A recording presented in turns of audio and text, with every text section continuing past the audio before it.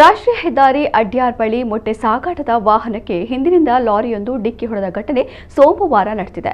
ಇದರಿಂದ ವಾಹನ ರಸ್ತೆಗೆ ಮಗುಚಿ ಬಿದ್ದಿದ್ದು ಮೊಟ್ಟೆಗಳು ಒಡೆದು ಸಾವಿರಾರು ರೂಪಾಯಿ ನಷ್ಟವಾಗಿದೆ.